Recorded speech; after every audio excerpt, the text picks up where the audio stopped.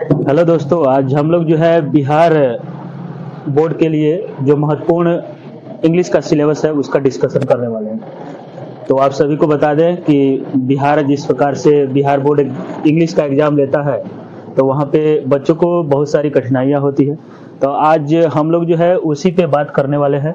Bihar board English का जो pattern क्या रहने वाला है इस साल 2025 का, ठीक है। एकदम 100% श्योर आप सभी को यहाँ पे पैटर्न जो है हम बता देते हैं, उसी हिसाब से आप सभी को तैयारी करना है। और आप सभी को समय समय पे कुछ महत्वपूर्ण ट्रिक्स भी हमारे द्वारा दिए जाएंगे ताकि आप इस बोर्ड एग्जाम में बेहतर कर पाए। तो अभी हम इंग्लिश का जो डर है उसको खत्म करने का प्रयास करेंगे और आप सभी को जो 100 मार्क्स आर्ट्स हो या साइंस या कॉमर्स इंग्लिश का जो एग्जाम हो रहा है 2025 में जो होने वाला है उसका विस्तृत सिलेबस आपको जो है हम यहाँ पे बताने वाले हैं। तो आप सभी ध्यान दीजिएगा। जो हमारा 100 मार्क्स का जो इंग्लिश है,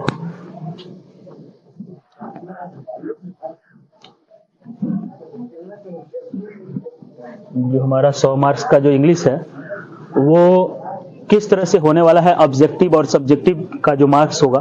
तो आप सभी को बता दें जो ऑब्जेक्टिव है, ठीक है, जो ऑब्जेक्टिव है वो रहेगा आपका 50 मार्क्स का। जो ऑब्जेक्टिव है वो 50 मार्क्स का होगा, ठीक है। उसके अलावा जो सब्जेक्टिव है, जो सब्जेक्टिव है वो भी है 50 मार्क्स का है, ठीक है। यहाँ पे आप सभी को जो है टोटल 100 मार्क्स दिख रहा है, 50 और 50 का, ठीक है। तो ऑब्जेक्टिव की तैयारी कैसे करेंगे, फिर सब्जेक्टिव कैसे करेंगे। तो ऑब्जेक्टिव में जो कुल प्रश्न आएंगे आप सभी के लिए वो प्रश्नों की संख्या 100 है, 100 है। ऑब्जेक्टिव में 100 प्रश्न आने वाले हैं और सब्जेक्टिव के जितने भी प्रश्न होंगे उसके लिए आपको दोहरे मापदंड दिए गए हैं ताकि अगर 10 प्रश्न है तो उसमें आपको 5 ही प्रश्न सॉल्व करने हैं, अगर 4 है तो उसमें 2 ही प्रश्न सॉल्व करने हैं, ठीक है। तो आप सभी को यहाँ पे समझ में आया कि ऑब्जेक्टिव जो है 50 मार्क्स का होगा, लेकिन प्रश्न कुल 100 रहेंगे, आपको उसमें 50 प्रश्न ही बनाने हैं। और सब्जेक्टिव में भी जो है पूरा आपको दोहरा करके दिया रहेगा। अगर आपको जो है एक प्रश्न का उत्तर देना है तो उसके लिए 2 प्रश्न दिए रहेंगे, ठीक है, उसमें से आपको एक को चुनना है। तो 50 ऑब्जेक्टिव का और 50 सब्जेक्टिव का। इसका फिर आगे जो है विवरण क्या है, तो उसमें आप देखिएगा कि जो आपके टेक्स्ट बुक से ऑब्जेक्टिव देने वाला है तो वो पहले तो ये 1 से लेकर आपको 60 तक, ठीक है, 1 से लेकर 60 तक जो है वो ग्रामर का सेक्शन है, जहां पे आपको ग्रामर के जितने भी पार्ट्स हैं, चाहे वो पार्ट्स ऑफ स्पीच से लिए गए हों या फिर आपको डिटर्मिनेंट हो या फिर आपके लिए अलग अलग वॉइस हो, नरेशन हो, तो अलग अलग टेंस भी है, वर्ब भी है, कई तरह के जो भी आपका सिलेबस में दिया हुआ है वहां से ग्रामर का 60 प्रश्न पूछा जाएगा। फिर आपके जो टेक्स्ट बुक है उसमें 2 खंड है, एक है आपका ओल्ड इंग्लिश का और दूसरा है आपका जो रेनबो पार्ट 2 है उसका। तो वहां से आपको जो 60 से जो प्रश्न आने वाले हैं 60 से 100 तक, ये सभी बुक से होंगे। यहाँ पे आपको 40 प्रश्न होंगे, ठीक है, 40 प्रश्न होंगे जो आपके रेनबो पार्ट 2 और जो आपका ओल्ड इंग्लिश का बुक है वहां से 40 प्रश्न होंगे और 60 प्रश्न जो है वो ग्रामर के होंगे, ठीक है। तो आपको समझ में आया। अगर आपने अच्छे से तैयारी की हुई है बुक की, अगर आपको अच्छे से याद है तो आप फिर यहाँ से 40 प्रश्न कर पाएंगे। फिर उसके बाद जो है 1 से 60 तक का जो प्रश्न है ऑब्जेक्टिव का, वो विभिन्न प्रकार के ग्रामर के जो सेक्शन है जो अभी आपको हमने बताए वहां से लिए गए हैं, ठीक है। तो ये ऑब्जेक्टिव का सिलेबस आपने समझा। फिर अब हम सब्जेक्टिव का सिलेबस समझते हैं कि सब्जेक्टिव में किस प्रकार से प्रश्न आ रहे हैं। तो जैसा कि आप समझे कि आपका जो ऑब्जेक्टिव का सिलेबस है वो किस प्रकार से रहने वाला है, अब हम लोग समझते हैं सब्जेक्टिव जो है बिहार बोर्ड इंग्लिश 100 मार्क्स का जो है उसमें सब्जेक्टिव का सिलेबस क्या रहने वाला है। तो सब्जेक्टिव में सबसे पहले जो सब्जेक्टिव में जो पहला प्रश्न है वो आपको दिया है एसे लिखने के लिए, ठीक है। एसे में देखिए आप यहाँ पे 5 जो है प्रश्न रहेंगे, 5 जो है टॉपिक्स रहेगा जिस पे आपको लिखना है। जैसे मान लीजिए कि यहाँ पे आपको कोई प्रश्न दे रखा है कि जैसे आपको पॉल्यूशन पे लिखना हो, फिर आपको जो है वोमेन एजुकेशन पे लिखना हो, फिर आपको भारत की जो लिटरेसी रेट है उसके बारे में बताना हो, या फिर जो विगत वर्षों में कुछ पैंडेमिक जो हुए हैं, जैसे आपका कोविड-19 हो, ठीक है, तो यहाँ पे 5 जो है आपके टॉपिक्स दिए रहेंगे जिस पे आपको ऐसे लिखना है, और इसके लिए आपको 8 मार्क्स जो है वो दिए जाएंगे। तो पहला प्रश्न यही है, आपको ऐसे लिखना है, वो 8 मार्क्स का होगा, ठीक है। और जो दूसरा है, ये हम लोग समझ रहे हैं सब्जेक्टिव का सिलेबस जो 50 नंबर में आने वाला है। 50 नंबर का ऑब्जेक्टिव है, 50 नंबर का सब्जेक्टिव है। तो यहाँ पे 5 प्रश्न दिए गए थे, इसमें से आपको एक ही कोई लिखना है जो 8 मार्क्स का होगा, ठीक है। और दूसरा जो प्रश्न है वो है आपका एक्सप्लेनेशन से। एक्सप्लेनेशन का मतलब व्याख्या करना है आप सभी को, और इसके लिए आपको मिलेंगे 4 मार्क्स। और यहाँ पे भी 4 प्रश्न दिए गए हैं, और इसकी खास बात यह है कि यहाँ से जो है ना, कभी आपको किसी पोएम की या फिर किसी प्रोज की कुछ लाइनें दे दी गई होंगी, और उनका एक्सप्लेनेशन आपको जो है वो करना है, ठीक है। कि जैसे आप एक प्रश्न आपको हम समझा देते हैं, जैसे एक प्रश्न है कि hoping to cease not till death, और ये जो लाइंस हैं ये कहाँ से ली गई हैं ये आपको बताना है, ठीक है। और इन पंक्तियों के माध्यम से लेखक क्या स्पष्ट करना चाहते हैं, जो इसके पोएट हैं वो क्या कहना चाहते हैं इन पंक्तियों के माध्यम से, उसकी व्याख्या करना है। इसके लिए आपको 4 मार्क्स मिलेंगे, ठीक है। और जो तीसरा प्रश्न है वो भी एक्सप्लेनेशन से ही जुड़ा हुआ है, और सेम जैसा प्रश्न ये आप 2 देख रहे हैं, उसी तरह का तीसरा भी प्रश्न है। यहाँ पर तीसरे प्रश्न में भी ये 4 ऑप्शन आपको दिए रहेंगे, 4 लाइनें अलग अलग आपके टेक्स्ट बुक की होंगी, और वहां से आपको एक्सप्लेनेशन करके और उनका जवाब देना है, उनका आंसर देना है। उसके लिए भी आपको 4 मार्क्स मिलने वाले हैं, ठीक है। तो अभी हमने बात किया 8 मार्क्स का ये, और 4 मार्क्स का ये एक्सप्लेनेशन, फिर 4 मार्क्स का एक्सप्लेनेशन। तो अभी ये आपका 4 4 8 और 8 16 नंबर का जो है आपका ये क्लियर हो गया। अब देखते हैं जो अगला प्रश्न आपको देने वाला है, जो 4 नंबर, वो है लेटर राइटिंग से जुड़ा हुआ, जहां पे आप एप्लीकेशन लिखेंगे या फिर अपने सगे संबंधियों से जो है उनको संबोधित करते हुए कोई पत्र लिखेंगे, लेटर लिखेंगे, या फिर एप्लीकेशन लिखना है अपने विभिन्न प्रकार के कार्यालयों में।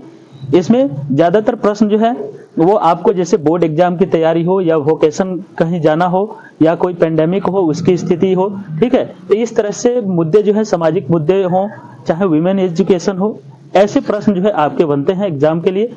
तो वहां पे आपको जो है वो प्रश्न जो है वो रहेगा आपको 5 मार्क्स का, ठीक है। तो ये 16 और 5 21, जो ये चौथा है वो है आपका लेटर, ठीक है, और एप्लीकेशन उसको कह सकते हैं, ठीक है। ये एप्लीकेशन या लेटर लिखना है जो 5 मार्क्स का होगा, ठीक है। इसके लिए आपको मिलेंगे 5 मार्क्स, ठीक है। ये लेटर या एप्लीकेशन के लिए मिलेंगे आपको 5 मार्क्स। तो अभी 16 और 5 21 हो गए। फिर आगे हम बताते हैं आपको आगे क्या करना है। तो 4 तक आपने 4 तक समझा, ठीक है। जो चौथा प्रश्न था वो लेटर और एप्लीकेशन से जुड़ा हुआ था।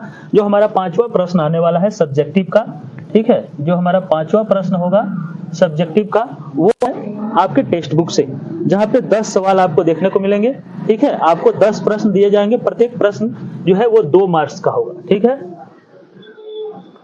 आपको मिलेंगे 5 प्रश्न लिखने के लिए, और अभी आपको बताया कि सब्जेक्टिव में जो प्रश्न है उनकी संख्या 2 गुनी है, ठीक है। तो जो 5वां नंबर प्रश्न आने वाला है उसमें 10 प्रश्न रहेंगे, ठीक है।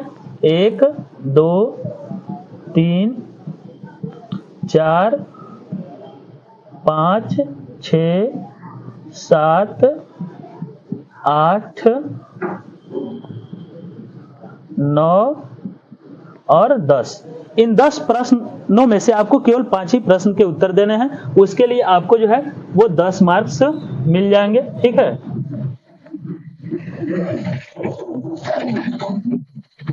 और ये सभी प्रश्न आपके टेक्स्ट बुक से हैं, उनको आपको जो है अपने तरीके से उनका आंसर देना है। तो ये आपका पहले 21 नंबर का हुआ था, और 21 10 31 हो गया, ठीक है। अब आते हैं छठे प्रश्न पे, जो काफी महत्वपूर्ण सेक्शन है। आपको नंबर दिलाने के नजरिए से जो छठा जो नंबर का प्रश्न आने वाला है वो महत्वपूर्ण सेक्शन है, उसको हम देखते हैं। उसमें आपको क्या करना है, जो छठे नंबर का प्रश्न दिया है उसमें 6 नंबर का जो पार्ट है,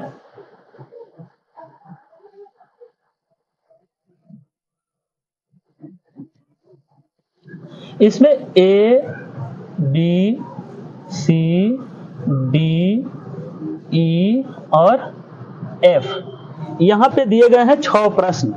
ठीक है, ये जो छठे नंबर का प्रश्न है इसमें भी 6 प्रश्न दिए गए हैं।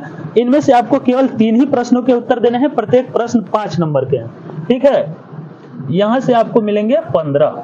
ठीक है, तो अभी हम लोग 31 नंबर कर चुके हैं, 31 नंबर का हम लोग कर चुके हैं और प्लस 15 ये हुआ आपका 46।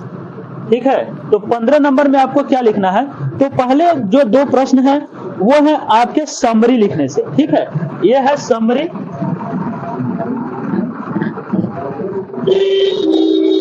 ये भी समरी है। ठीक है, और जो सी नंबर जो प्रश्न है, जो सी नंबर प्रश्न है यहाँ पे, ठीक है, ये आपको ओल्ड इंग्लिश से कुछ प्रश्न देंगे।